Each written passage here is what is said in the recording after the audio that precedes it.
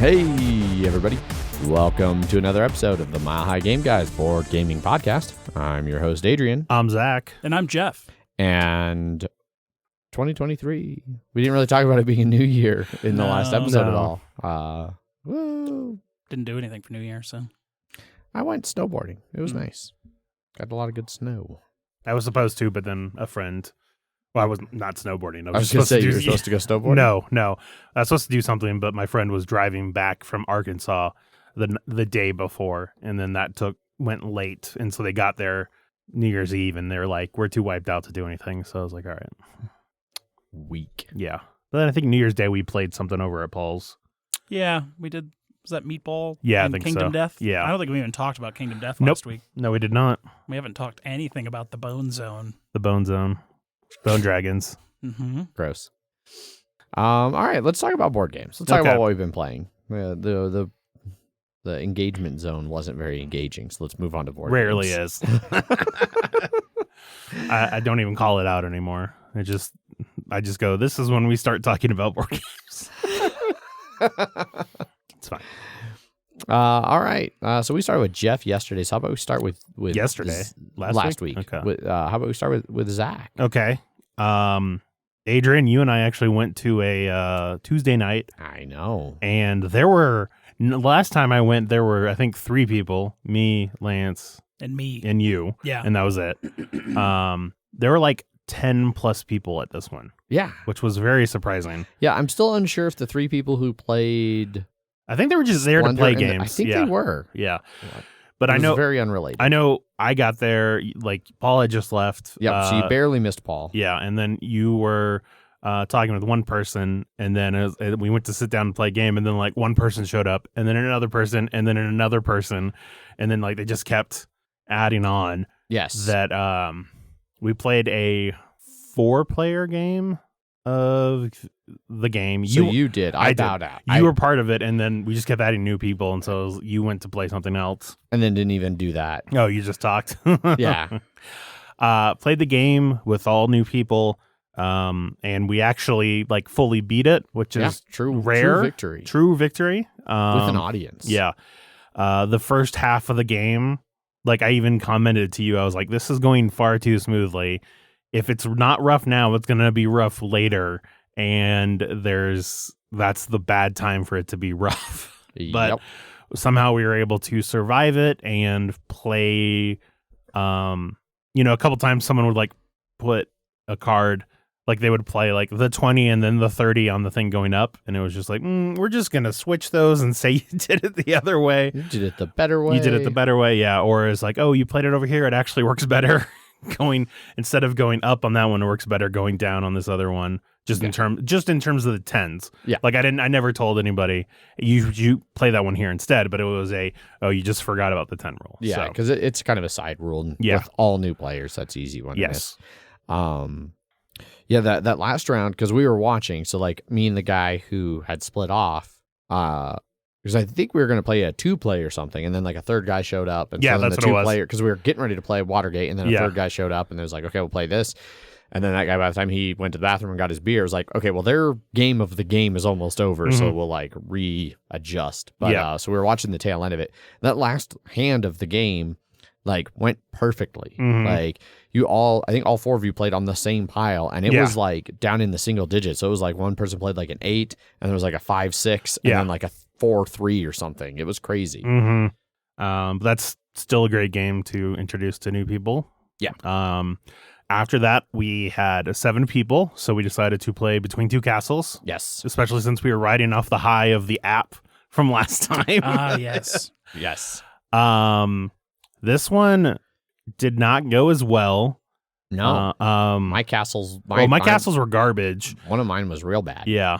I blame Zach for getting. So Zach and I had Christine, I think. The Scary Car movie is how she kept telling us to remember her name. Yep. John Carpenter. No. Well, Stephen King, but Stephen King story, John Carpenter direct movie. Yeah. Anyway, I would like anytime like I would be talking to the person to my left to plan things, and meanwhile Zach would almost always like the tiles she flipped. it seemed like I'd look and I'd see that one. I'd be like, okay, that one's good. I'll talk to her about where to place it. So I'd talk to this like in a second, and I talked to the guy to my left, and then I turned back to her, and the one that she placed over by our castle was now firmly in Zach's castle. So I blame Zach for my castle being so bad. Unfortunately, like it didn't make the castle that much better. It was like we still didn't have great castles. No. We had invested in the ballrooms this time, and so we had like the 3 underground panels, and so or the 3 underground tiles, and when you get to that, you get to do like whatever bonus you want. And then it was just like, okay, let's try the ballroom ones. I haven't used those before, and those could get you a lot of points. We got 3. 2 of them were the same, and it was about like living rooms. There was 1 living room on like either side, like on both sides. Yeah. And then the other one had like nothing, and it was like, well, this is the most garbage pool I've ever seen for this. And so that was sort of a waste. And then I got another ballroom that worked out better on my right castle. But the issue came when we were going to score. One of the castles just would not scan. I think the table had something to do with it. I think it was because the table had these like vertical, like thin, like black lines, like the way it was pressed together. It was really thin wood that was like pressed together. Yeah. I think those lines were throwing the app off, and the lighting, too, because the app failed. So we talked it up the whole time we're playing. Like, oh yeah, like because we were like, once we started playing, people were like, how is scoring in this work? Like, that must be kind of crazy counting all this up. And we're like, oh no, there's an app. It's amazing. It's going to be like, bam, bam, bam, scan all the castles, tell us who won. And then it was like, sitting there like, the first one we were just like multiple people turning on flashlights to get like different lighting angles to try and like, it was bad. So I don't know if it was the first one was just like ideal conditions or this was just ideally bad conditions. Either way, the app just trashed itself. It just crashed. Last castle. Last castle. Scanned the last castle, hit next, it froze, crashed, lost everything. We had already started to put away some of the other castles. Ooh. Yeah. So it was just like, well, great. And we can kind of guess at what people's scores and were. then especially because of how the ballrooms work with it being the people to your left or right, your score can change based off of that. Mm-hmm. And it would like auto update that.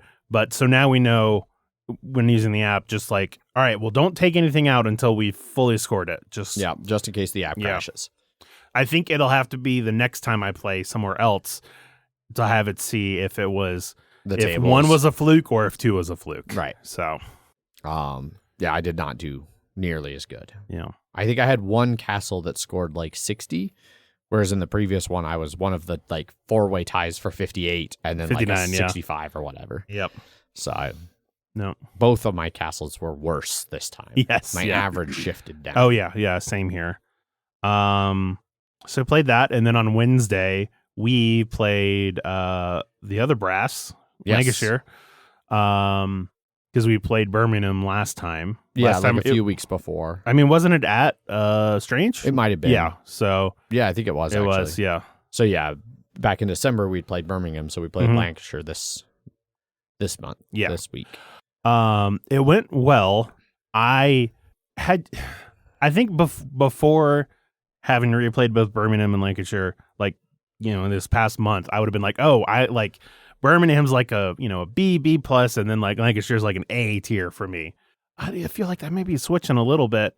I enjoyed the Birmingham more of the 2 that we played. Because I remember it being tighter on this one, but it was like, I mean, I had remembered it being, oh, this is the tighter game than Birmingham. But when we were playing it, I was like, it's tighter, but like not in an interesting way. I don't know. I think what it was is that, well, one, we like flooded the iron market for some reason. We flooded all the markets. And I think part of it was just like realizing that like iron didn't get used much at all in the beginning. Nobody used my port. Like nobody used the port that I had built out that I was expecting people to use. It just, I don't know. Because it was you and me, Lance, which it was his first time playing it, and then your friend, I don't know, CJ. It was his first time playing it. And I was very surprised to see unflipped. Like normally, I seem to remember us using as many as the ports as like if any had a chance to get out there, they were getting used. The last couple times I'd played that game, and it was not on this one. Yeah, I don't know what went different on this, and it felt different in a lot of ways. Like the coal and iron market definitely felt tighter, but also looser. Like it was weird.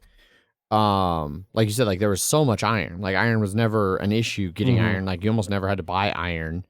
Even like the coal market never really, it got depleted at like one time. Like a bunch of people in the Iron Age or in the rail era got it kind of depleted. It almost got depleted until I overbuilt on my own. Yeah. At the end.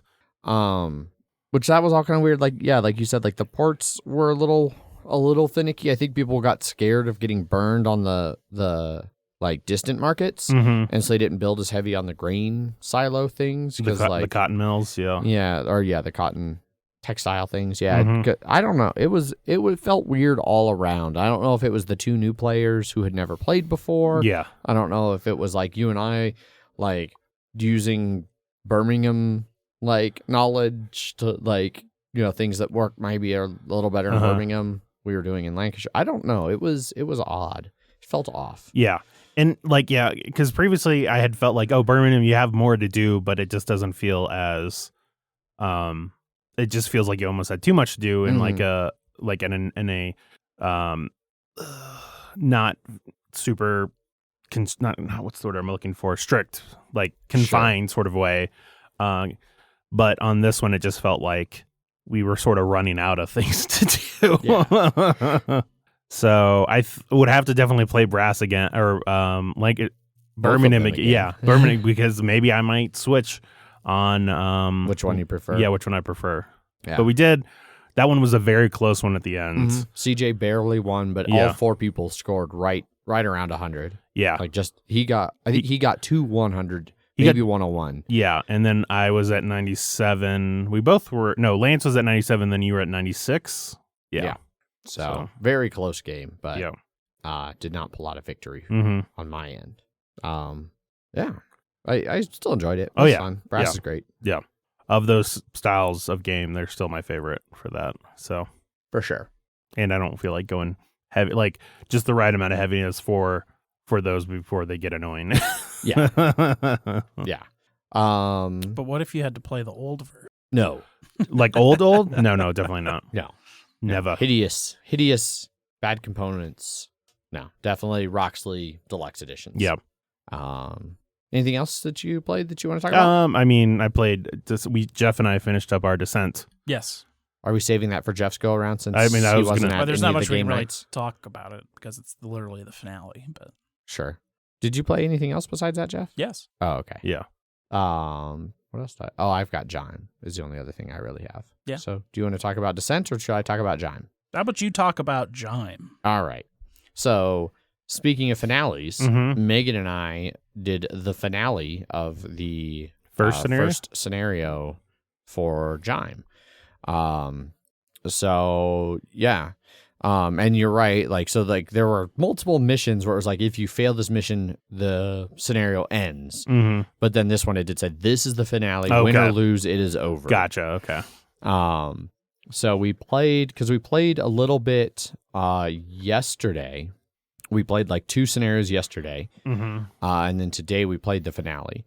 So we've played a lot. Were you guys fully in tier 3 gear? Yeah. Yeah. We hit tier 3 gear like 2 adventures ago. Okay. And like it was even one of those things where Megan at one point in one of the games on Saturday was like, it is or on Sunday, she was like, it is way less satisfying getting lore knowing that we are maxed out and nothing else will improve. Yep. And then I was a little disappointed when I got the new, I bought the expansion while she was in Alaska. So we played with that for the last 3 episodes. We mixed it in. And I was a little disappointed, like, so you guys had mentioned, like, the expansion, one of them adding tier 4. And I had hoped that added some tier 4. No, tier 4 is spreading more. So, yeah. I would suggest you may want to get it. Well, yes. Before you start the next one. But well, we started, but I will almost certainly just go get it, and then we might, if we feel like using any of the characters or classes, we might just restart. They have the small ones too, little expansion things too. Yeah, so. Which we have one of those. Okay, I think they had the other. I think they had three different ones. Okay, so. And then the third one didn't come out until like 6 months after the second expansion. Yeah. Of course, the first scenario has a boss model that would have been very cool to use in that campaign we did that we didn't because it didn't exist. Yeah. Yeah. Thankfully, I had the stuff for all of the boss models for anything we fought in the first campaign. Mm-hmm. And I think even in the second one, because we did start, because it's like the wargs one, and I think that's where the crazy cool I want to say they come with like 2 of them. Mm-hmm. Like Yeah. Yep. And so one is the boss for one, and the other one's the boss for the other. So, but yeah, so the finale was good. The last few missions were all pretty good. It was interesting mixing in the new tiles and getting like difficult terrain and like some tiles that like just had different vibes. Mixing in the new enemies, like we saw new enemies like almost right away. It started throwing some of those new enemies at us. It's like, oh shit, there's a new ranged enemy. So now there's like multiple types of ranged enemies the game can throw at us. The spear. Yeah, the spear goblins. guys. Yeah, pit masters, I think they're called. Was that the one where with the whippy boys? They also were in that pack. Yeah, those are like the taskmasters or something. Whippy boys. Whippy boys. Yeah. The orc marauders are the come at me bros because they're like both arms down. Come at me, bro. Yep. Trying to think if there's any other weird names we've come up with for any of them, but not yet. There's the weird ground dudes that are like the tremors. The nameless ones or something. Oh yeah. Yeah. But yeah, the last mission was it took fucking forever, and it was very frustrating and this was a common theme for me across the first scenario, and I imagine it will be just throughout the game. Like we'd start off, we'd build the map, and we're playing with two-handed, so we were controlling 2 characters. So we have 4, which means we have a minimum 8 threat per like round. Like when you hit end of turn, you get a minimum of 8 threat. Yep. Then you get 1 for every unexplored tile and 1 for any threat tokens on the board. So like we'd start a mission and it'd throw up like 15 would be like the threat number, right? And then between everything we start with, it's like, okay, we're going to hit threat first turn if we don't do some exploring. Yeah. So then we'd like explore 1 and it'd add like 6 things. Yep. And it's like, oh great, we're just fucked. Yep. And it was really bad in the finale for that. Like you should just strategically not choose those specific tiles. Yeah. You should. It's obvious on the board. It's so clear. Yeah. So many ways to tell exactly what's going to happen. And then same thing, like some missions you played where they're like, you need these things like to like complete the mission. And when you'd get them, it'd be like reduce threat 4 and, does other cool things, so then like in this finale one, it's like, you have to help the Rangers. And then like every Ranger we helped, it's like, they run off and join the fight. It's like, that's it. Yep. That's all that we're getting. Yep. And then we both drew like shit. Like the only one who was drawing good was Legolas. Legolas was putting in work. Yeah, that's what he does. That's what he does. I'm playing him again. So. Oh, you're not doing a new character? I didn't for Legolas. I swapped Gimli out for the new one. I couldn't do it. He was too much fun. I mean, are you going to do at least a different class? I'm going to do a different multi-class when I get down the road. You're still going to do Hunter. I'm starting with Hunter. Dude, the +1 ranged one is just it's a very so fun. Paul move is all I'm going to say. That's 100%. Yep. Right. I am fine with that. Gotcha. I will accept that.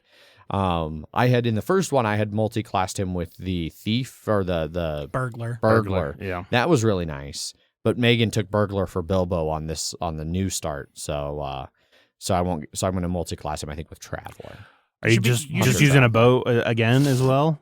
I looked real long at doing the knife sling combo, but I mean, especially because what Jeff had said last week, where I was talking about how the cleave was really good for him, just like using 1 arrow to kill like 4 goblins, and how they start like not giving you groups of 3 or 4 as much. Yeah.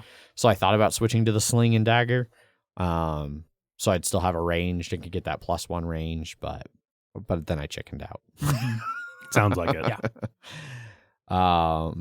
Jeff, you didn't post anything, right, on Slack? No. Okay. All right. Gotcha. I thought you did, and then I was just making sure that it was not. Okay. All right. Yeah. So that was JIME. We finished the first scenario. We did 1 mission of the second scenario. It was way easier than the start. So I feel like the start, when we very, very, very first started, the very first scenario of the first campaign, or first adventure of the first campaign, or whatever, we got our asses handed to us. It was the only loss we've had. And then the second one, we barely won. And then it was like we kind of figured out the game and we did pretty good. This one, the first one was like easy peasy. Well, don't worry. There's like 4 acts, and then the last mission of every act will be absurdly hard. Of the Warg one? Of the of the Shadowed Paths, the Moria. Oh, one. we haven't done that one yet. Okay. So that'll be next. We bought the DLC. You're doing the DLC campaign. Yeah. It's also shorter. Yes. I figured it probably would be. Yeah. It was when did Anthony and Julie start on ours? Was it the expansion or was it the DLC for Shadowed Yes. Okay. Yeah, because that's when you can start playing with 5. Or could you always play with 5 from the very beginning? You could always play with 5. Okay. I didn't remember there being 5 when we set up the first scenario, but when we set up that second one, there's the 6, DLC. 5, 6. So I didn't know if Shadowed Paths added a 5th. No, they just add a bunch more classes. Yeah. And characters. And weapons. Yep. And everything. Tiles. Not armor. Only 3 armors still. No, it must be Shadowed. It must be War, because that added armor. A lot of armor. Yeah. They might have heard complaints. See, so it sounds like I need to go get Shadowed, and then we might just need to start over. I told you today. Well, I mean, you don't even have to start over. You just... It just adds it in there. Well, yeah, but you can't reselect your starting equipment. Yeah, the starting character equipment. You just know that you could have had it. No, we might. It'll give you a great chance to not play Legolas. Well, and you might have shamed me enough that I won't play exactly the same Legolas. Correct. Because I'm exactly the same weapon, same armor, if you same get Shadowed everything. Paths, you can just be short bow Legolas instead of long bow. That's true. Legolas. See, fucking perfect. You can be Gandalf, and then Megan's Gandalf and Bilbo. Nice. Don't let Gandalf. We discovered far too late that Gandalf starts with just 1 less success in his deck than everyone else. Yeah. Oh. Yeah. But he has the ability to get more.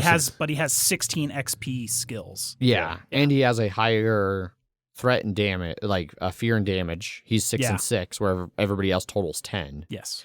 And he has a skill that's in his starter deck if you play the Meddler or whatever. And it might be a Gandalf card. I don't know. One of the cards in her deck is find your weakness and take it out of the game. Yeah.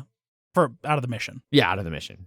But you have 1 less success when you're starting out. So that's hard. Mm-hmm. Especially when you get one shot by the... It was not one shot.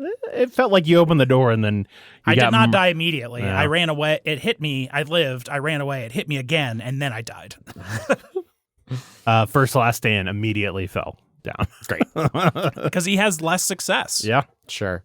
I played Gimli and Legolas in the first one, and I wish I'd had the option to have Gimli have the shield, because I was playing him as Guardian. Shield's a lot of That fun. shield with Guardian seems like it'd be great. It is, yeah. It is very good. I'm playing... you get a couple of those auto successes on defense, and you're just like, I don't care about anything that's going on. Yeah. I'm playing Dees with the Smith. Smith is cool. The I'm enjoying Smith. support dwarf. Yep. Support dwarf. Yeah. So, yeah, I already made good use of the one that lets you use your strike on another player's attack, and it was like, all right, Bilbo, fuck this shit up, man. Yeah. You're not normally a very combat-heavy little stabby hobbit, but now you are, because you've got a support dwarf. No one ever played with the other hobbit in that last campaign, right? No. Okay. Did you guys mix up your characters a fair bit when you switched on the last one? We did, yeah. Did you play all the other things with your same characters? No, I mean we've changed out every time characters you every played. time. Okay. Yeah. Did any I know Paul did Legolas multiple times. We wanted to. Right. We kept shaving him into not doing it. Oh, okay. So did you always play new players? Did anybody ever repeat? We had even to. Somebody else's? I think we had to this time with because Julie. Just because we just ran out of. We ran out of unique people to play. I think. Gotcha. Yeah. Cool. That one was Aragorn. Paul was playing, so yes, but he was playing as Guardian, which I played Gimli as Guardian. So okay, yeah, Gimli as Guardian was great. Yeah, I liked that a lot. Yeah, Boromir was pretty great too. I never don't have Boromir yet. I never used his ability the entire game because his ability is he auto succeeds his first last stand, and I never had to take a last stand. Oh, yeah. Okay. Especially the plate armor that you can get on there is pretty crazy for that it's stuff. just like auto success. Yeah. On defense. Mm-hmm. Yeah, it's pretty nice. I will say that mission that it was Gimli as the dwarf. I think you were the other dwarf, and then Paul was Gandalf. Or no, you were Gandalf. Paul was the other dwarf. So Balin or something. Yeah. Balin. And like Gandalf was our agility character. Yeah. Like, yeah. His 2 Oh, that's agility bad. was. Oh, especially because I had armor that was like -2. Like my agility was just Yeah. like 1. Both dwarves I've played have Yeah. had scale mail, and so Yeah. it's just 1 for Yeah. agility. It's like great. Cool. That's all I'm going to talk about JIME. We'll let Jeff talk about Descent. We played the last mission of Descent, Legends of the Dark. I bailed because I'm a bailer who bails. Oh, yes. Yeah. Well, it's because of your fucked up schedule. So. Yeah, my fucked up schedule kicked my ass this time. I'll talk about that. You missed more out on a real Banter. good lasagna. Yeah, so. the lasagna was pretty Dude, amazing. he And was salad talking- and he was talking garlic about it. bread. I was like, yeah. fuck, I should have went for The whole fucking food lasagna. salad was good. I should have just showed up for the lasagna. You should have. Should have just come by and been like, Oh, hey, you yeah. guys are There was playing? I'll just more jump in. than enough. It was very tall Yeah. and 6-layer lasagna. and he had it in a square pan and he was just like, should we cut it up into fourths and then Jeff's like, just fourths. And like the pieces were like that big, Yes. but like also like that tall. They were just lasagna cubes. Yes. Yes. Yeah. It was very good. 9 cubic inches of lasagna. Mm-hmm. I was glad to see that there wasn't anybody required on the last mission, so we were able to just play with our 3 instead of having to drag a 4th along like we always have to. It seemed like there was some actual payoff for everyone's like decisions. Yeah. Because you're so independent, you get this or whatever. It was interesting that like there are a lot of things that are like this person has to do this person has to do this. Yeah. And one of them, Character-specific. character specific, and mine was about a door. As I was playing Chance, and it was like as soon as I got my turn complete, it was like you access the door, and it was like, oh, Chance can access, like is the only one who can. Yeah, we broke the last thing that let us use the door, and it was like, oh, Chance has to do this. Cool. And so we're just like, round. fuck. All right, well, there was 4 or 5 full teardowns and rebuilds of terrain during that scenario. Yeah. We had seen how big the map was, so we kept just building it in the corner, thinking it was going to expand. And after the 3rd time, we probably should have just put it in the middle. Yeah. But we were getting ready for that 4th one. Didn't come, but yeah. Yeah. No, I still like that game. Looking forward to whenever the Act 2 comes out for it. I'm honestly just hoping that it's gonna be like the same amount of shit that came in the first one. Just like so, like I wonder if they're gonna try and do new characters at all, or if like different versions of the ones they already have. Yeah, I don't know. Because I don't know in other versions of Descent, like 1st and 2nd edition, I don't know if there was a breadth of characters. There was. There was? Yeah, okay. absolutely. That's what they've done with like Runebound and stuff. It's usually like character expansions with some new cards and things. I did unbury all of my Runebound 3rd edition stuff the other day. Mm. The base game, the co-op expansion, and then I have 2 small expansions. Gotcha. Okay. I've never played with any of the expansions, but the co-op expansion is supposed to improve it pretty drastically. Okay.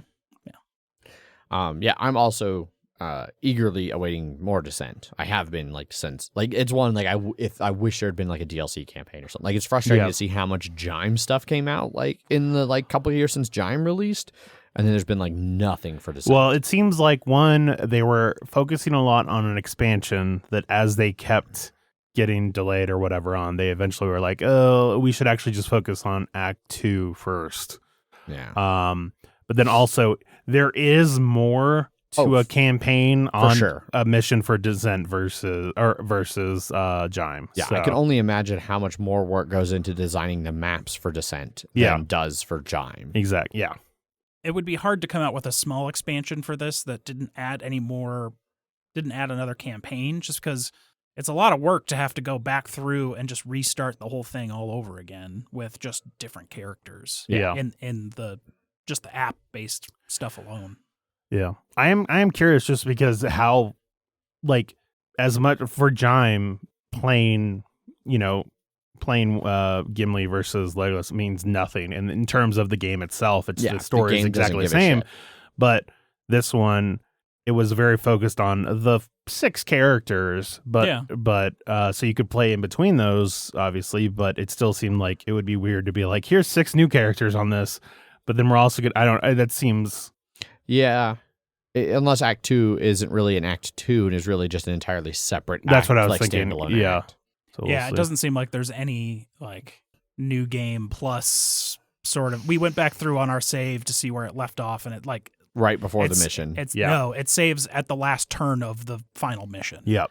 Oh, Yeah, it took us to the end of the last mission before we did the final act. Ours must not have saved right then. I don't know. There was some weird buggy shit too that we ran into like right towards the end. I am glad though that we never saw like it crash or anything the entire time we played it, because I think that happened once or twice for JIME. At least when it first came out, I remember that happened. We've had no crashes for either. So, but now that I will say it's very rare for us to have completely finished a campaign. So now we have a new one that we're starting up this weekend. Madara. Unintentional Malum Act 1. It's basically a JRPG. So I didn't bother about inviting you, Adrian. Yeah, I like JRPGs. There's a lot of anime in it. So it's very anime. Okay. You start out chibi minis? No, but they are high schoolers that get transported to another world. Ooh. Yeah. Oh. Are they a spider or a slime that gets overpowered? I learned about the spider one today. No, you did? Yeah. I did. That one's good. Yeah. Good old Isekais. A lot of people. There's a sword one where someone turns into a sword. Okay. There's a vending machine one where someone turns into a vending machine. This is people dying and being reincarnated as other things, but also becoming overpowered as it's like you were reincarnated as a spider, but you're going to be the most powerful goddamn spider on the entire planet. Yeah. It's so prevalent that like there are memes about the fact that there's a character called Truck Coon, which is basically the truck that always hits the person at the beginning that kills them and gets like to reincarnate them. Yeah, and then there's actually a manga, or it's probably a joke one, I would assume, about being the guy that's like driving the truck of like, oh, I got to send this kid over to the other world. Let's fucking kill him. Jesus Christ. So hopefully that happens. Yeah.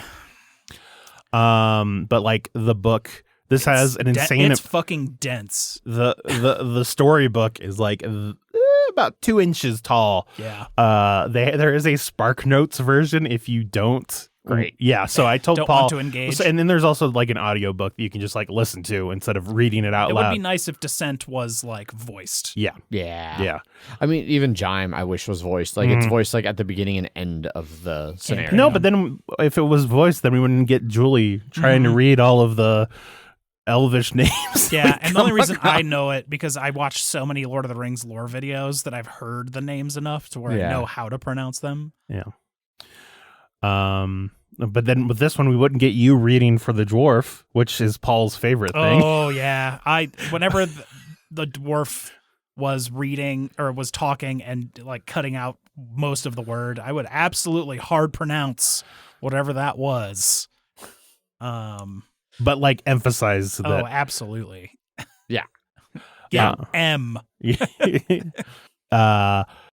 But this in it. Yeah. It's not a good idea, isn't it? But I'm looking forward to this one. Especially because I spent a bunch of money on it. So, but we'll see. That doesn't sound like you. And there's some absurd amount more that you can too. Right? Yeah. The Kickstarter that was in 2019, I think, was also for Acts 2 and 3. So I think those are like getting printed now. So assuming we like this, then I will probably buy more of the shit. Did it come with the folded space thing?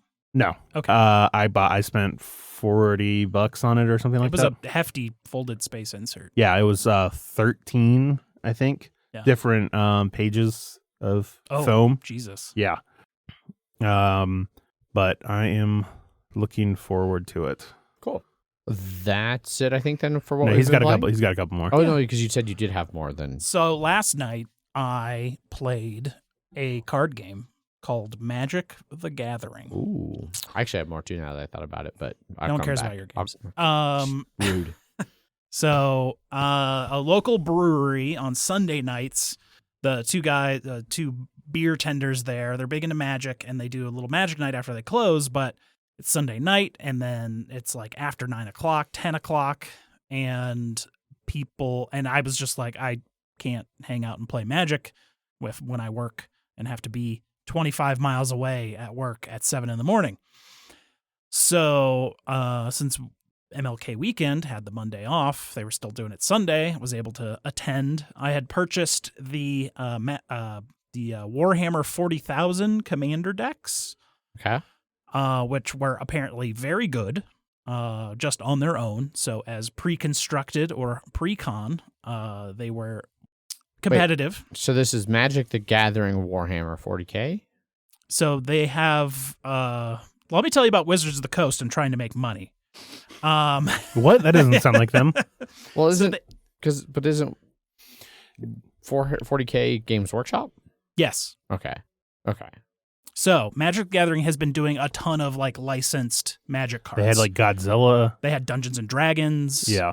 Transformers, I think yes, too. yep. Oh, Jesus Christ. One of the guys had some Transformers cards from the set. But yeah, it's just a whole bunch of these other licensed properties that are like Christ. official Magic cards. So there was these 4 decks, and I was expecting like just a couple themed cards, like 10. I was or about 12. to ask, is it all of them? It is all of them. Okay. And everything is branded with that faction. Is like fire still fire, like the energy, but it just has like the art, the Warhammer 40K art on it? Or is it like themed differently? So like the mountain. Yeah. So I only play with the Tyranid deck. Yeah. And that's the like aliens that eat everything. Yeah. And suck all life off planet and go and suck off another planet.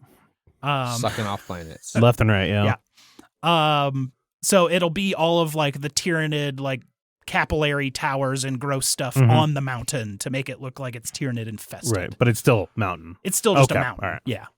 But there are special lands that are like Tyranid themed as well, that are like named after whatever the sludge pools that they nutrient pools and stuff like that. And you said there are 4 different of them, and you have all 4 of them? Yes. Okay. What are the themes on those? Imperium, Chaos, Tyranid, Necron. Okay. The Necron is all black, and then the other 3 are 3 different colors on each of them. Gotcha. The Tyranid one is specifically green, red, blue. Okay. But it's I enjoyed that it was all actually themed and not just a handful of cards. Yeah. The Tyranid deck had kind of like 2 themes in it. Mm-hmm. One was Gene Stealer cult, and the other was like primary Tyranid, like the actual alien stuff, where the Gene Stealer cult is like the infiltrators that will like infiltrate bloodlines, and as the generations go on, they become more and more like turned into Tyranids that like help throw a rebellion before the big people show up and make it easier to take down the world. That one, I couldn't really get a good hand of anything going. It has a lot of like attack, trample. If you do any damage, you get to put a land out. Or if you do exactly 1 damage, this other guy will do like 2 damage to it, or stuff like that. And I didn't see too much in there, but that was the second game. The first game went a lot better because that one I had more of what the Tyranids actually do, which they are just fucking token monsters. Oh, gotcha. They just get counter monsters. They get +1/+1 counters out the fucking wazoo. The more you pay for them with an X cost, the more fucking counters they get on top of them. Oh, damn. If you put 5 or more counters on them, you get to draw a card. Other cards are if you paid 5 or more for a monster, you just get to do 5 damage to whoever the fuck you want. Gotcha. Yeah. Get wrecked. Yeah.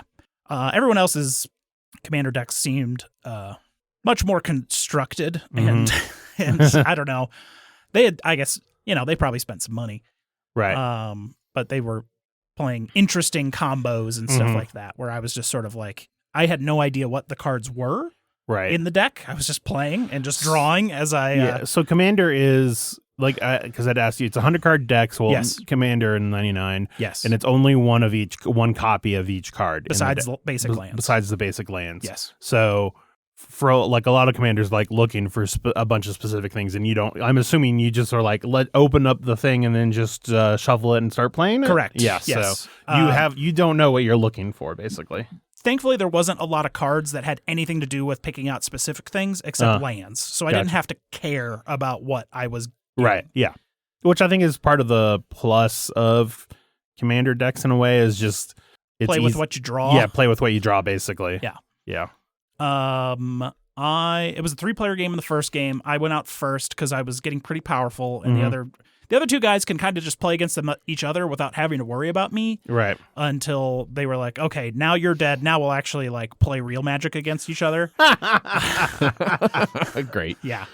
And then you get your participation trophy, and then they actually start playing. Yeah. It was nice because they were the two beer tenders, Ian and Zach. And they, I vaguely remembered what everything was, and like how to play, what instants were, what enchantments were. The only real question I had was like, how many enchantments are you allowed to have? And it's like as many as you want. And I was like, cool. There was something I remembered way back in the day that you could only have one of that spell type out or something. Gotcha. But maybe it was like creature spells. I don't know. Doesn't matter.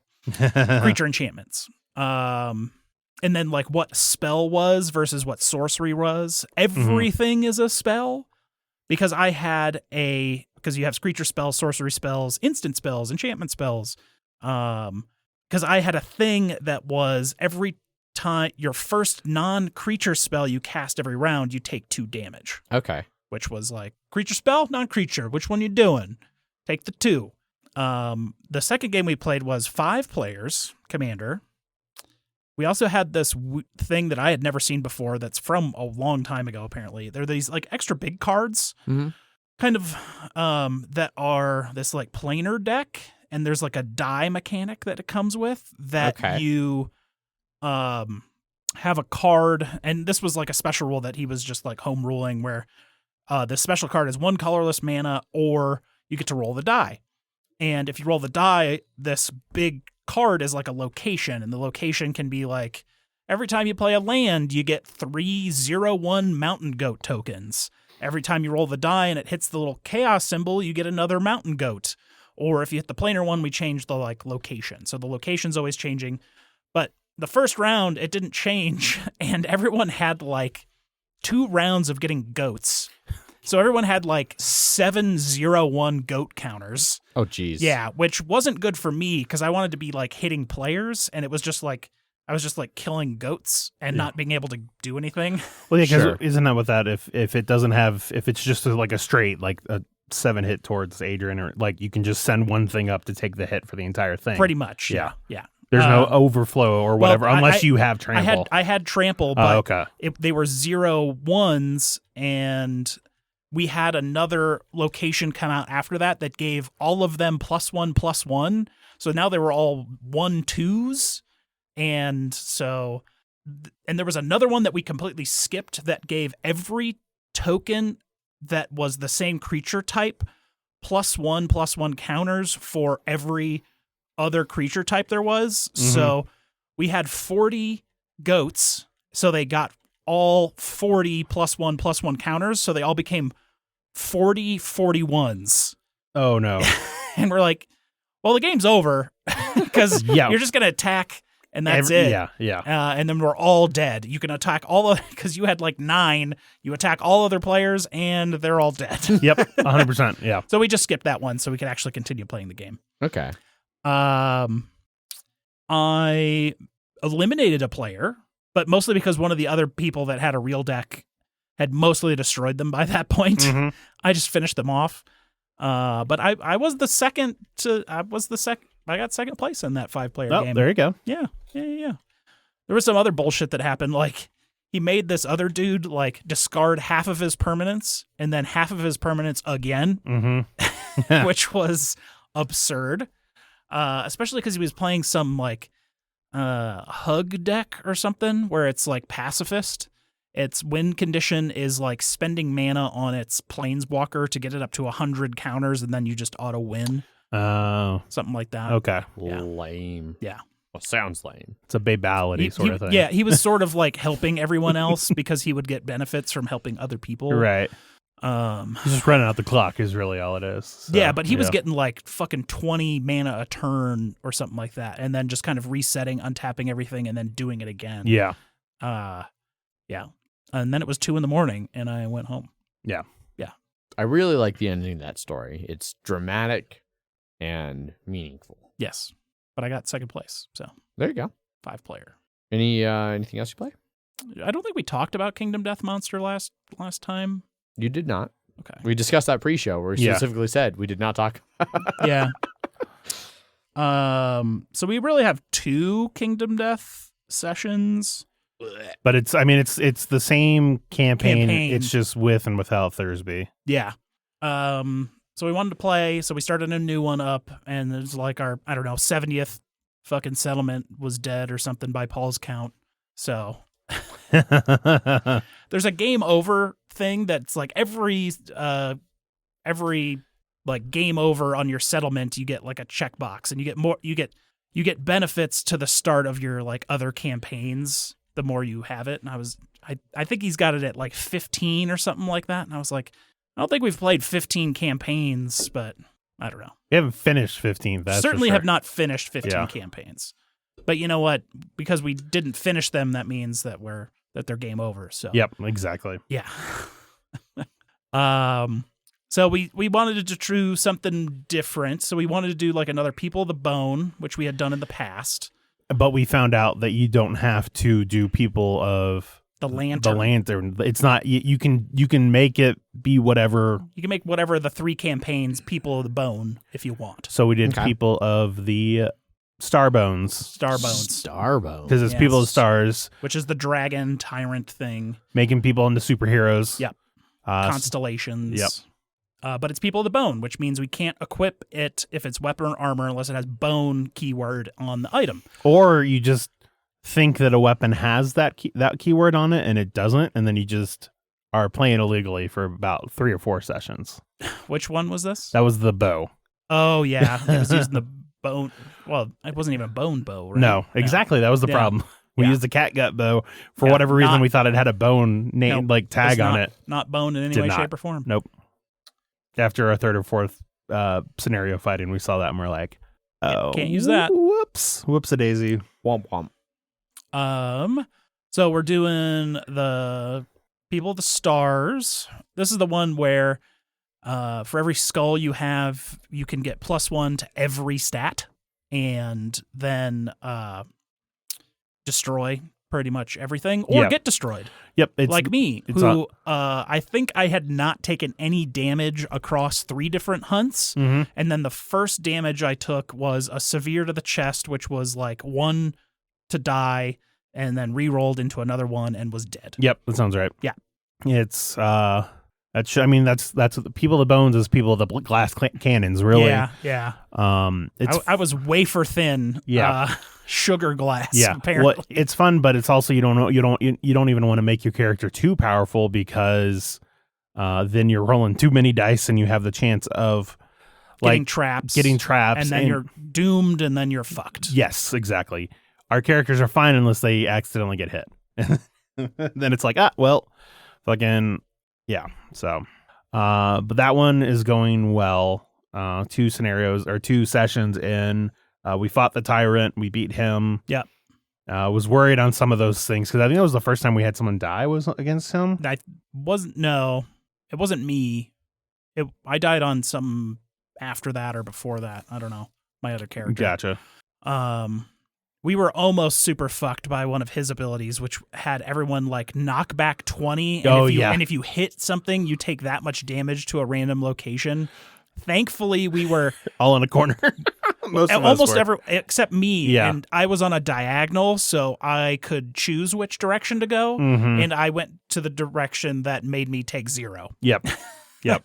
And then everyone else was able to get knocked back and then like hit someone. So it was like 1 or 2. They only moved 1 or 2 spaces. But we were trying real hard all game to get those fucking pillars down. And he was making a lot of them. Yes, he was. We defeated him. Not as many crits as we could have.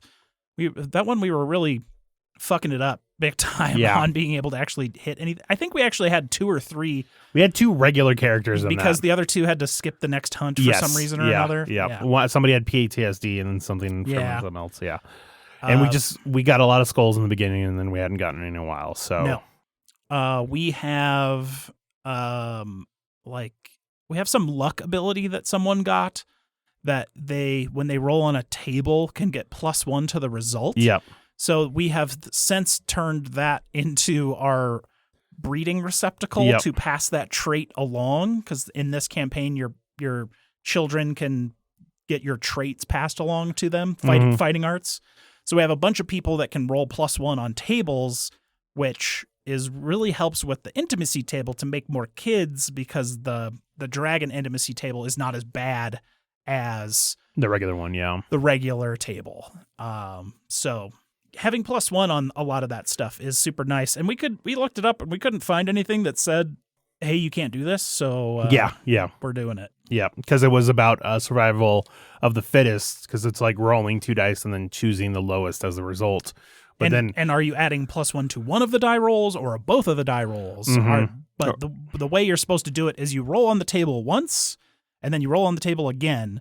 It's not that you're supposed to be rolling 2 at the same time. Yeah. So they are different table rolls technically. Yep. And you choose the lowest. So each of those table rolls should get a +1. Yeah. Yeah. But yeah, no, it's going good. It's still fun. But definitely can't wait for Gambler's Chest to add a bunch of new shit. Fucking Kingdom Death 2.0. Yeah. Or a massive expansion that has been in the works for 6 years at this point. Yes. I think it was 2017 that original Kickstarter was. Mm-hmm. Yeah. But I think we have... Were we scheduling Madara in the Kingdom Death channel? Is that what was happening? Yes, it was. Just making sure. I think that's it for board games. Cool. Yeah.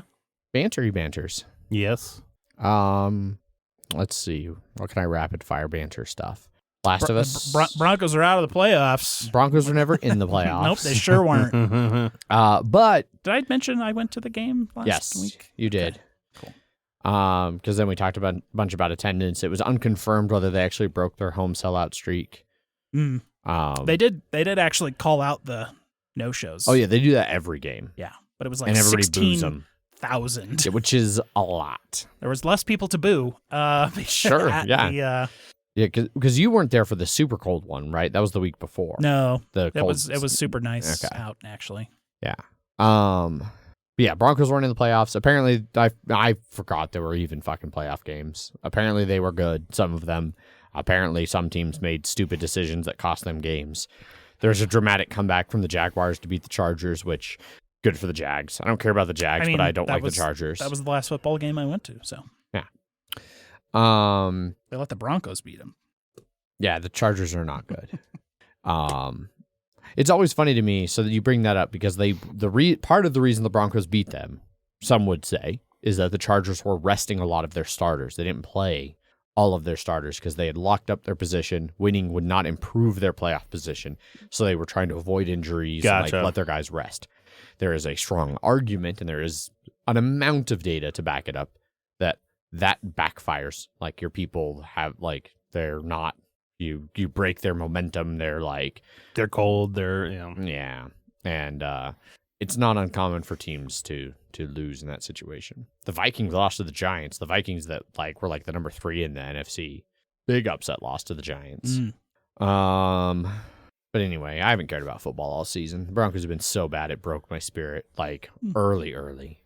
I was so excited. I let myself get real excited in the offseason with Russell Wilson coming. Do they have any chance of getting anything good on this upcoming one, or do they trade away enough of their picks? We're fucked in draft and salary cap. So team player wise, we're fucked. Mm-hmm. The glimmer of hope on the horizon, which got, for me personally, a little bit more dim.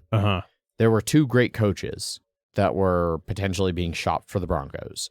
That's a good point. This guy we got Russell Wilson. We have Russell Wilson, and that we paid 2 arms and 3 legs for him. So I started to tell a joke, and then call him Torso Boy.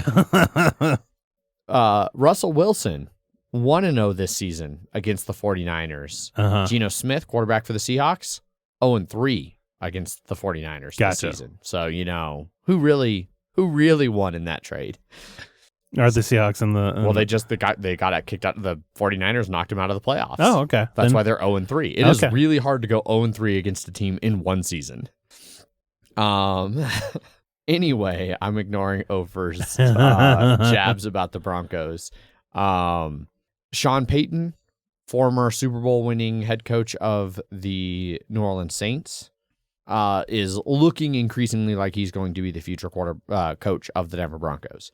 The Walmart family that bought the Broncos have infinite money basically, so they can just throw ungodly amounts of cash at coaches and staff, because that's weirdly different under the salary cap than players. I don't know. It's some things are even, some things are not.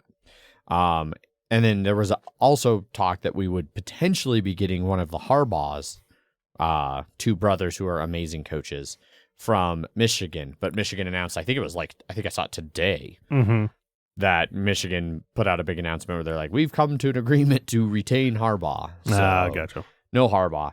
I wanted Harbaugh, not Peyton, because Sean Payton's a cheating piece of shit. He was the coach who was coaching the Saints at the time that they had the Bounty Gate, which might have leaked out of normal NFL circles into the general world. Basically, like him as like under his coaching, and I don't know if he ever was directly implicated, but it was one of those where like the head coach should know what his like assistant coaches were doing, but like the defensive coaches were paying cash money to players for knocking other teams' players out of games and stuff, like for like pretty sketchy shit. Like it was like head hunting bounty, like paying. Yeah, it was super sketchy. So yeah, who cares about football? Because so Broncos might get Sean Payton, and maybe he'll do better. There's also solid evidence. Would a coach like? I think so. I think a coach would help. I think that our coach that we had, it was his first time as a head coach. I think he was bad. I don't think he was able to provide the right environment for Russell Wilson to. How quickly did they fire him? Second to last game. Yeah. Oh, and he started it far too late. Okay, but he started at the beginning of the season. Yes. Oh, okay, all right. Yeah, I mean, I was calling for his head by like week 6, where I was like, this guy fucking sucks. Well, they still got to pay him for another. I don't care. How many years? Walmart money. Yeah. Waste Walmart money, please. Yeah. Waste Walmart money for my football enjoyment, please. It's harder for me to enjoy the Broncos. One, they've been terrible for years now. Like this is like the worst stretch in Broncos history for being bad. And then the new ownership team includes like the Walton family, who I despise on moral grounds, and goddamn Condoleezza Rice, who I also despise on moral grounds. And don't they own like every other Denver sports team?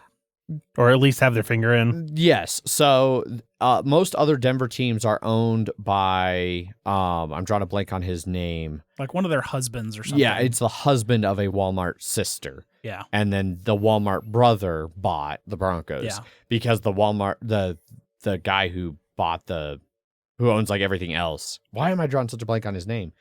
He owns the Jags, so he already owns an NFL team. So he can't own the Broncos. I see.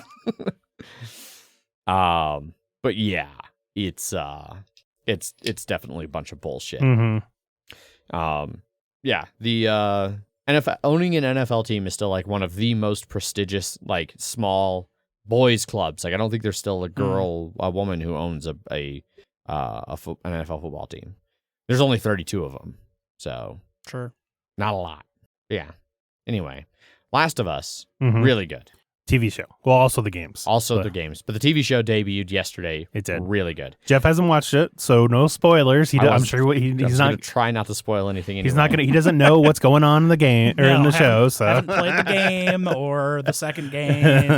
So let me see how I can do this without spoiling. So we started up the episode and it opens on the same place the game opens. Yes. With Joel and his daughter. Before the apocalypse. Yeah. Yeah. And Megan goes, I don't recognize her. Is that the protagonist? And I was like, ooh. No. I was like, no, it is no. not. No. And she goes, how do you know that? And I was like, because you should know that. Like you watched me play the game, you should know this. Like I didn't say that, but I was like, just like I've seen the trailers, I know it's not the protagonist. Yeah. And then it showed Joel. And she realized what was happening. She goes, oh no. It's like, yeah. So, watching the show ruin playing the game in the future, it I would say no. I think it still holds up on its, like I just replayed it knowing everything, and it still works 100%. Yeah, and I don't know what the show's going to do with storylines and stuff. Like, there's a bunch of stuff that makes sense. They're probably going to skip some good chunks. Yeah, so I mean, like a big part of the game is it being a game, so there's going to be a lot of things that you have to do, like in terms of I gotta go get this. They're not gonna throw the random subway station level in the fucking show. Yeah, they'll probably cross through a subway and have some like stuff. Yeah, like but there's a lot of like things you do in the game that a lot of rafts. A lot of rafts, a lot of God, rafts take forever. And always the swimming, I feel like there's going to be something hidden underwater, and like there only is like a third of the time.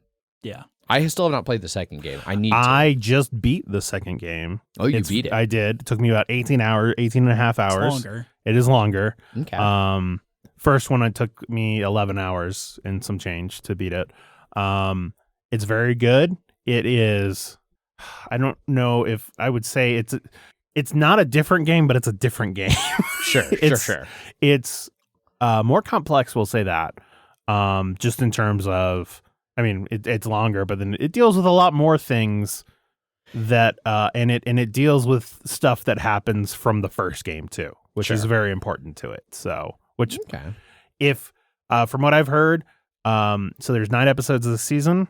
That's what was going to be my next question. Yes. Do we know how many episodes? 9 episodes is going to cover the first game, and then if they end up adapting part 2, it would be over 2 seasons, I think. Okay. That would make sense. Yes. I do take not. it there's a break in the second game. Yeah. Yeah. There's a definitive like first act, second act in part 2. There is. I'm curious though. I don't know. I think they will have to. I don't think they would structure it exactly the same as they did in the game. No. I think it needs. It's definitely it's parallel storylines. Yeah. But you can't really do that with season 1 and be like, and now season 2 and then season 3, it's like we're going back to the beginning. Yeah. Could be a lost situation. A lot of flashbacks, maybe some flash forwards. Yeah. I don't know. Did you know the spider was 15 years in the past? I don't know that reference because I never watched Lost because I was a good use of my time. This was a reincarnated spider anime reference. Yes. Oh, okay. It's like you have parallel storylines, but then you figure out the spider is actually 15 years ago, and you're watching all these other people 15 years in the future. Mm-hmm. Very Westward season 1. Yes. Westworld. Oh, yeah. Westward's the local Denver paper. No. It's very local paper of them to do that. Yes.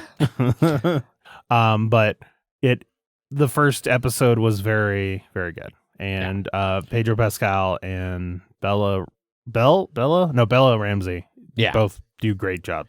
Yeah. In that. I also I didn't realize this back when she was on Game of Thrones and she played like Lyanna Mormont, the bear Mormont.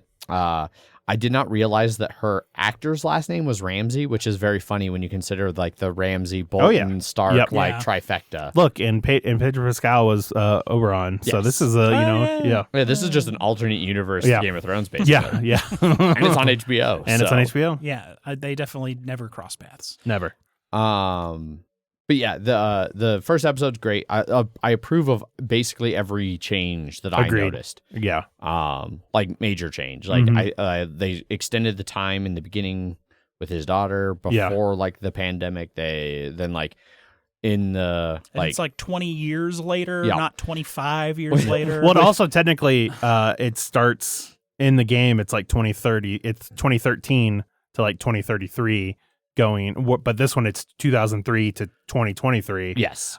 So they, okay, because they're just like it's fine if it gets changed to that, and now it's like in relevant times because they are trying to allude to certain things.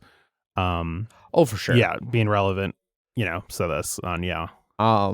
I liked shit. What was I? There was something I was gonna say about something different. But I lost it in that.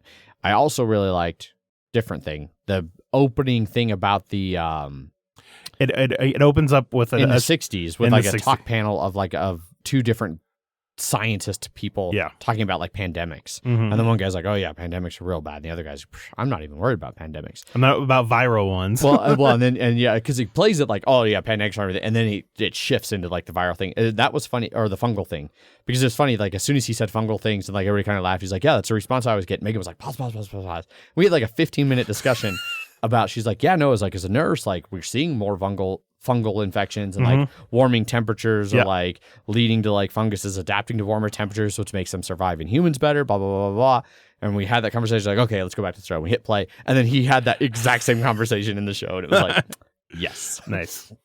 That's all pre stuff that wasn't in the games. Yeah. And it's just, it's to help people because there's a lot of stuff you can do in backgrounds of games that you have to do in the foreground to an extent on shows. But you can't watch them just read notes every once in a while. No. Out loud. Just hold it up to the screen. Yeah. The fact that they didn't have, like, I wasn't looking at like a comic book, moving the comic book around. A lot of trading cards. Yeah, exactly. Yeah.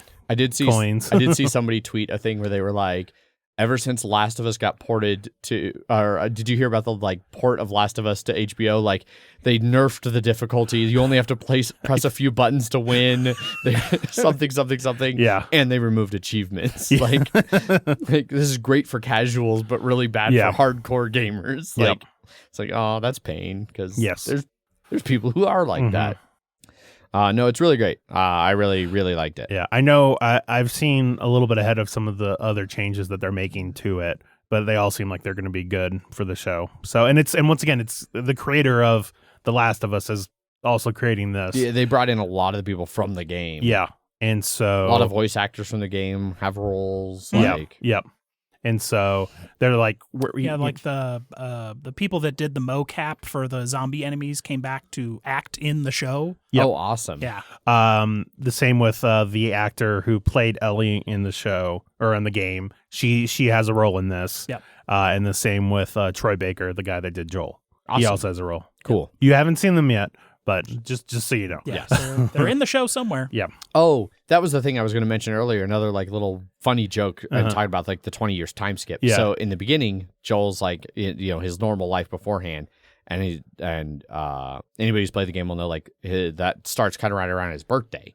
And in the movie, his daughter's like, how old are you again or something? He's like 36 or something like that. And Megan like audibly scoffed. Like Pedro Pascal is not 36. But then with the 20-year time jump, it's like now he looks. Yeah, now he's aged up a bit. And he's then it's playing the age he actually is. It works. Yeah. Yeah. I look forward to more of Last of Us. What else has been great? Oh, you had been talking, I think, in the Slack channel about the latest episode of Gamechanger. Yes. The Shakespearean one. I am not nearly enough of a theater nerd to have fully appreciated that, but Megan and I both cackled constantly. Yes. Yeah. One of my favorite things about like the more musical tone that like it seems like every season of Gamechanger shifts more to improv musicals. Yeah. And the best part of that, they even spun that off too. Yeah. I forget what it was called, but yeah. Not make some noise. Anyway, they spun off Play It By Ear. Play It By Ear. Yeah. The best part of all of that is watching Sam Reich have like childhood giddy glee at the things that are happening. Oh no, like the fact that he has the ability to be, because he owns the channel, to be able to be like, I want to see this happen. Here's the money for it to happen is great. I like when I first saw that it was going to be Shakespearean, like I was like, because it's an actual like improv Shakespeare company, the guys that were on there, and it was like, oh, it's a themed one, and then it's like, okay, and then I was like, well, I wonder what they're going to do to make this sort of interesting, and then it was, as soon as he said, you got to have to, to get points, you got to put in serial names or song titles or all that stuff. I was still infuriated they didn't work Golden Grams with the rich count. Oh, good old Count Chocula. Yeah. Would have been great. No, it was hilarious. Yes. It lived up to the hype that you presented. Yeah. Other than that, I don't have a ton of other banter things that I can think of off the top of my head. I just started on the second season, so I just when I was building, I built a new Lego set, the Great Pyramid of Giza one. I built a new Lego set. It was a robot from my company. It's not a real Lego set. They went and bought individual Legos and gave instructions for how to build one of our robots from my company. It was decent. Is it Lego bricks at least, or no, they're real Lego bricks. Okay, yeah, that's cool. But this one was the Great Pyramid of Giza. It's an architecture one, so it's like smaller scale thing, but it has like a lot of little intricate details in there. That was a lot of fun to build. But while I was building that, I started watching Abbot Elementary. Have you watched that at all? Probably not. Okay. No, the name sounds familiar, but I don't know. It won what a bunch is. of awards last year, I think, for the first season. Sounds like old news. Yeah. Yeah. It's basically I would akin to it being in like that same caliber, at least in its like first season compared to the other first seasons of like Park and Recs or The Office or like those style of Brooklyn Nine-Nine, those style of shows. It fits in right in with there. It's about these So the teachers. first season is rough because they're still finding their legs? No, what I'm saying is that the first season is actually good. Okay. And they're all teachers in this like, this public school in South Philly or somewhere in Philly. I don't remember exactly, but I'm enjoying it so far. Okay. So, and it's I think 13 episodes the first season, 12 on the second. So it's not like a bunch to catch up to or anything like that, but I'm enjoying it a lot. Nice. Yeah. Jeff, what do you have for bantery things? Any other life updates you want to throw in here? World of Warcraft. Great update, Jeff. Yeah. I continue to love Dwarf Fortress. Play way too much of it. It's real good. Yeah. There's a lot of... I reinstalled Dota because I heard there's this new turbo mode that makes... It's like the games are like twice as fast, so you're over and done with a game in like 20 minutes instead of like 30 to 45 minutes. Still a long time for those games. That's really short for those. No, I mean in terms of like my interest in those. I don't give a fuck about your interest. I legitimately did not know until just now that Dota games were 30 to 40 minutes. No, they're more. They can easily be more than that as well. And I'm really disappointed that Tilly's not in the chat so that I could mock him for how much he plays fucking Dota all the time. And he doesn't like turbo mode. Oh God! Yeah, casual mode. Yeah, it's unranked as well, so it's not even like. Yeah, and even league is not like short. It's still like 30. Does Thursby play more League or Dota? Dota. Okay. Absolutely. I thought so. I was right in my mocking of the person. Yes. I messaged him about the turbo mode, and he was like, I was like, guess I'm playing by myself. Yep. I started it up the other day. I didn't play, but I turned it on. This is like the alcoholic cracking a beer and smelling it from across the table. I mean, I just played Magic the Gathering yesterday, and then I started up Dota. You are Jeff. What has happened to you? Yeah. I still remember I've played, and I'm playing World of Warcraft. Yeah, so it's all R.I.P. Jeff. When League of Legends first came out, I played a couple games with my friend, against computers, and then one online game, and then I just uninstalled it. And I was like, nope, I'm not interested. I thankfully had a large crew of friends that we could have a full 5-person team every time. That makes it better. Sure. I mean, that's a lot of games like that. I would play way more Deep Rock if I consistently had 4 people to play with. Yeah. 3 people. 3 other people, yeah. Fair.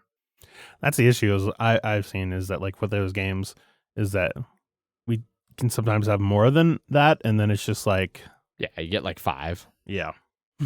Yeah, I do invite you over every time.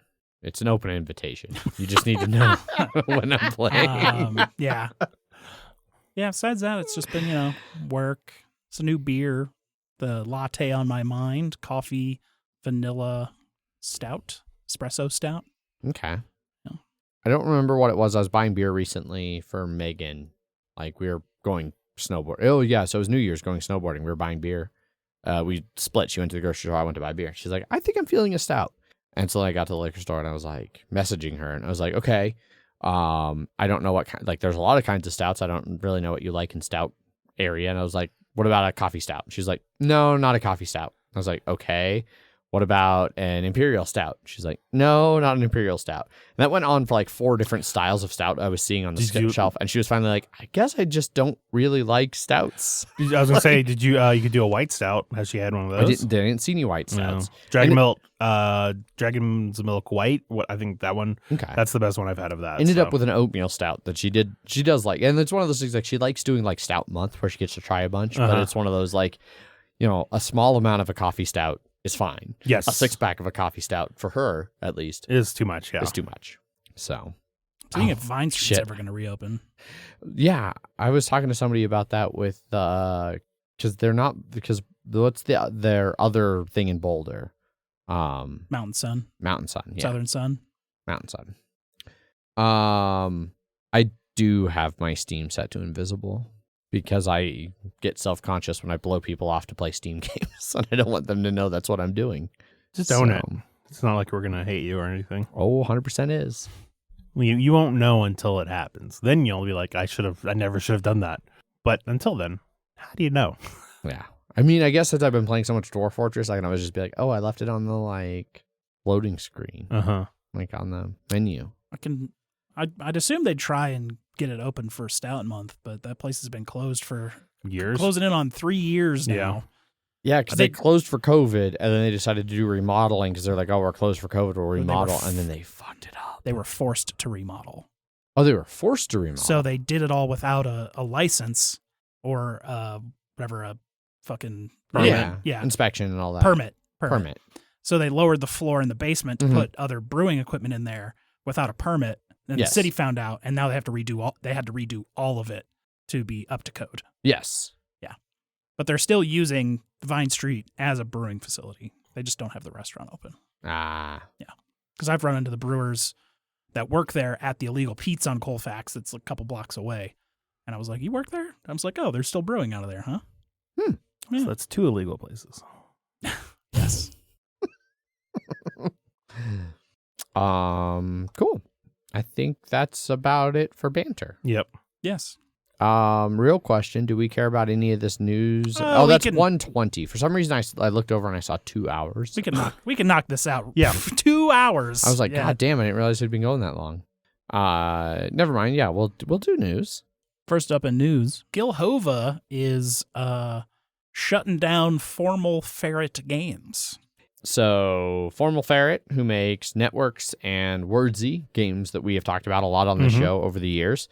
Show favorites, at least for Networks. Adrian favorite. You like Wordsy a lot, right? I like Wordsy. Megan fucking loves That's right. Wordsy. That's what it is. Yeah. And I even saw somebody in one of the conversations about this shutting down. People are like, get Wordsy while you can. Because I don't know if it's popular enough to get picked up by anybody else, and it's one of the best word games out there.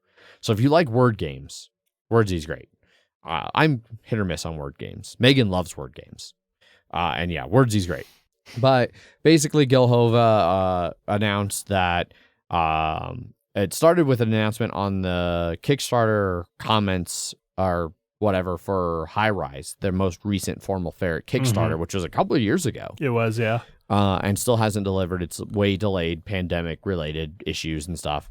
He announced that, I'm working on selling the rights to all of my other games. I'm working on making sure High Rise gets finished and shipped and delivered. It seemed like High Rise has been a multi-year trial of getting out there.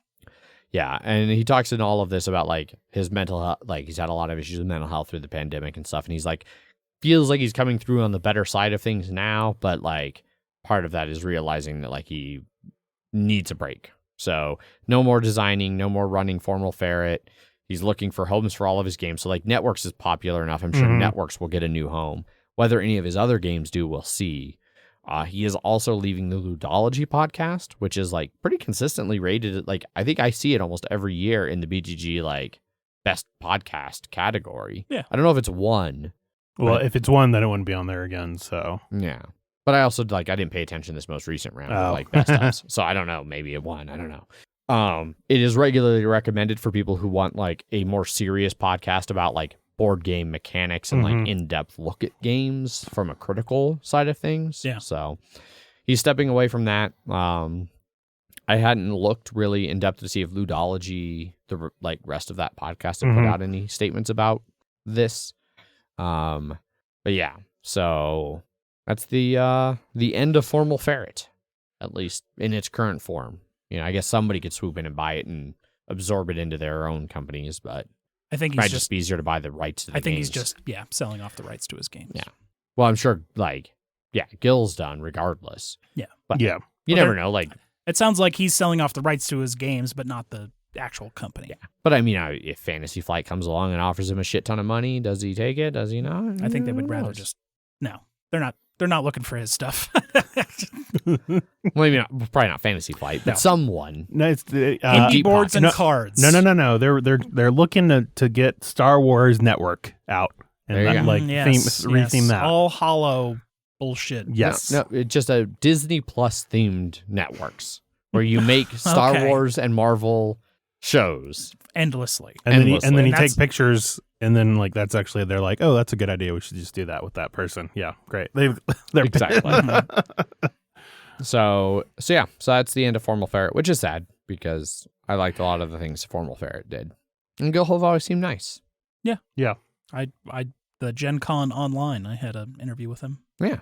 He's a designer who would talk to us. That makes him nice in our book. One that we could make an appointment through Punchboard Media. Yes. Yes.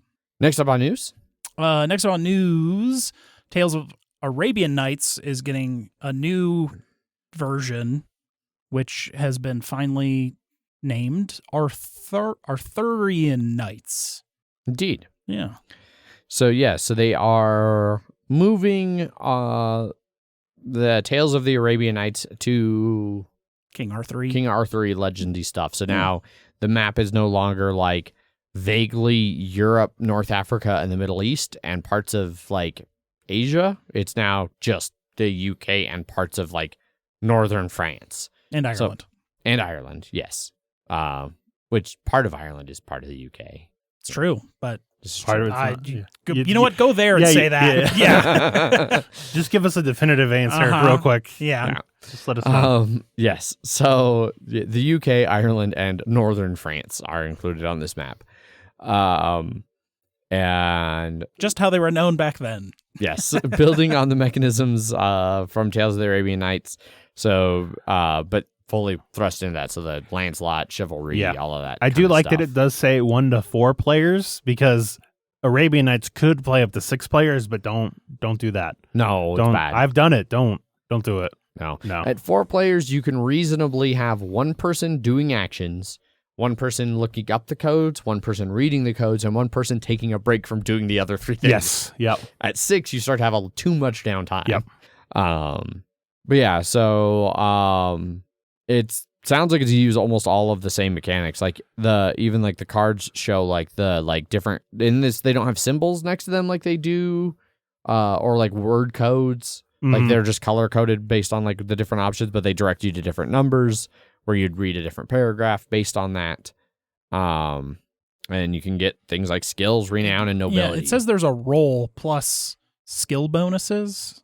Was there a die at all? In There the was, price? Okay. yeah. So you'd roll like sometimes when you do a paragraph, you'd roll. One of the dice was like a plus minus. Yep. So it could be like 264 would be the one that was referenced, but you'd roll I the see. plus minus, and it could be 263, 264, or 265. Yep. And then there was another die. There was a involved as die. well. Well, there are 2 die because when you were rolling, it was like on this chart, it's like you encounter, 1 through 12 are these particular things. Some of them are the same, some of them are different. And you get like pluses to those numbers because like the higher number things were like quote unquote better. But Yeah, because that's right. Because like the one might be like, like it'd be like the 5 conditions or 6, 12, whatever. Like, and each one of those would have a page number assigned to it, and then the plus or minus would modify that page number. Yep. So you'd roll the 2 together. So you had in theory 36-ish options that you Yep. could hit any one of the 12 plus or minus. So yeah, we'll see how some of that plays out in this. Like I don't know. I'm like Taylor Arabian Nights is still it's still one of my favorite games, even as dated as some of the stuff in it is, in terms of agency. And you're just going around doing random shit until at some point we're like, and we're done. Yeah. There's technically an ending to that game, but it's not. It's nothing.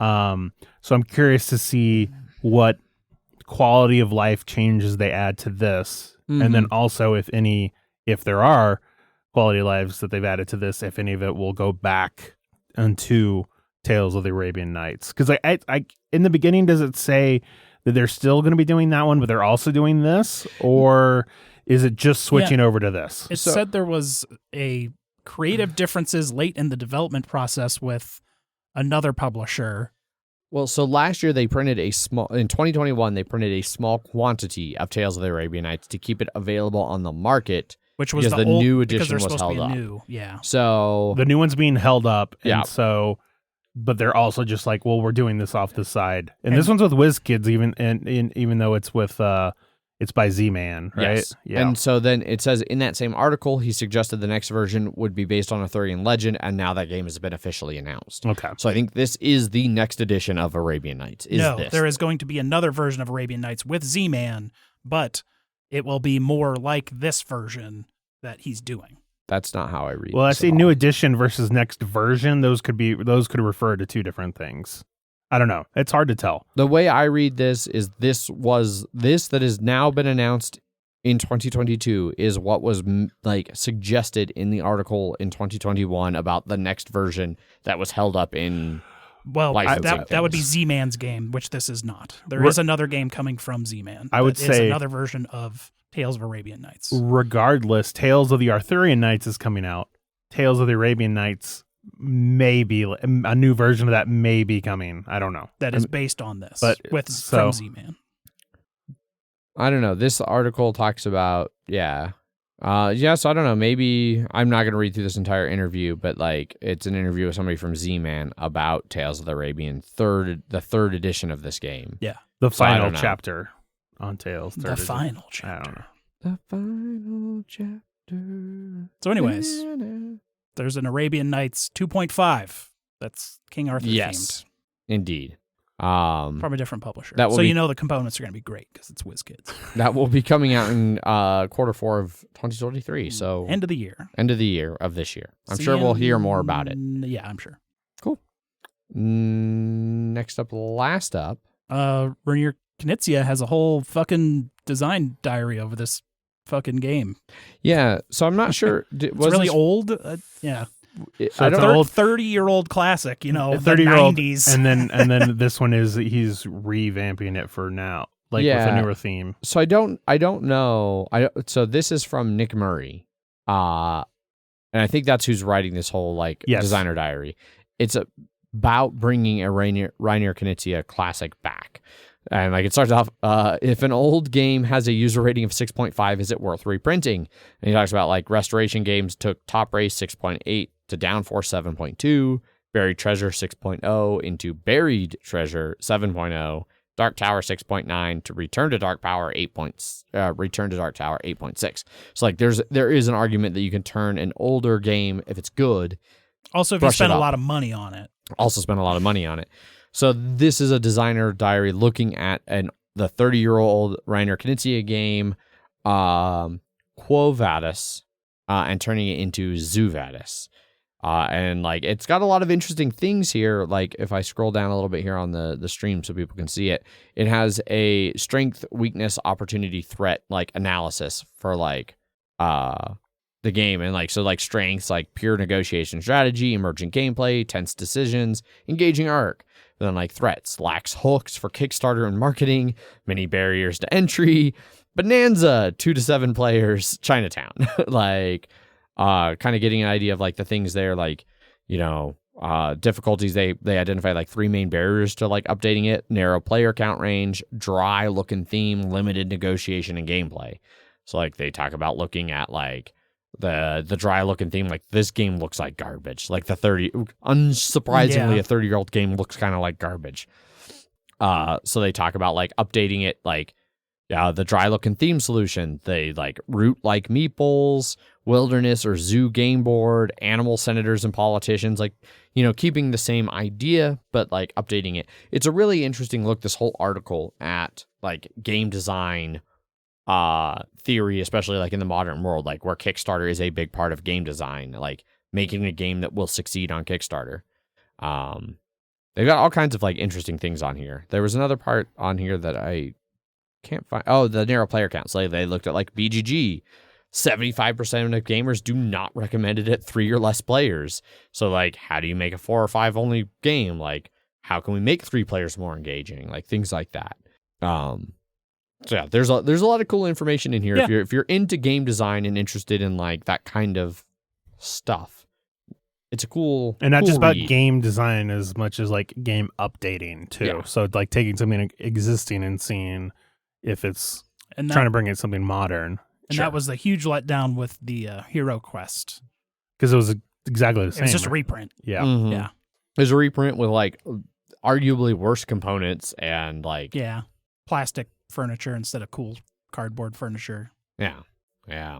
And very expensive. And very $180 that was or the thing something. that killed me. $150? I would straight up buy a straight reprint of Hero Quest for like $40, $50. Well, I don't think it's going to be $40, $50. No. I mean, there's games that get made today that are $40 to $50. I from a cost perspective, I can't imagine it would cost so much to just do a straight reprint of the exact same one. Cardboard, punch outs, furniture, shitty plastic, like 30-year-old meeples, like mini things. Like, I don't know. I gotta think you could push it out for $40 to $50. And I would buy it, even as shitty and broken as it was. But if you're gonna charge $120, you better do some real updating. I don't know. But yeah, they got all kinds of interesting things on here if you're interested in that kind of stuff. And I think some of the things do really, like, looking at the old map compared to like the new board, it's like, yeah, this one is much more engaging. Like, yeah, this one's simpler and like maybe easier to parse at a glance, but it's dry and boring. Is it actually black and white, or is it just It is not, Okay. No, this is just a prototype from Rainier, Oh, a okay. modified prototype. There are enough pictures I saw higher up that were like in black and white that I wasn't sure. So Yeah, I don't know. It might just be like the files, like some of the base files are still black and white. Okay. Like here's one yeah. that is like the board. Bloop. Yeah. So not black and white, but very Okay. boxy, gridded, basic. The original Hero Quest MSRP in 1980, fucking $60. $30. What's 30 in today's money? So when was 1980 what? Checking. 89. Okay. So it was 1989. 1989. Yeah. So $71 today. Yeah. So yeah. Okay. So 71. If you did a straight reprint for $71, I would buy that for I'd- $70. I'd probably buy it for $71. So it's called $79.99. Is that how much the new one was? No, the new one's like $150. Okay, yeah, that's what I thought. Yeah. That's what I thought. Yeah, I was like, so more than double. I think if you got it on the Kickstarter, it was $100. Yeah. Yeah. So yes, if you had bothered to update the rules and convinced me that it was worth paying double MSRP of the original. Yeah. Fucking corporate greed, man. Capitalism's always the enemy. Yep. But yeah, that's a designer diary for Quo Vadis turning into Zoo Vadis. And I look forward to somebody criticizing my Latin pronunciations. Correct. That's it for news, That's it. which is just in time because I am going to need to run to the restroom soon. Well, we can go ahead and end it, and then you Yeah. can just be in the restroom as much as you want. No listener feedback. We've only been back for 1 week after like a month off, so that's Yeah. not entirely unsurprising.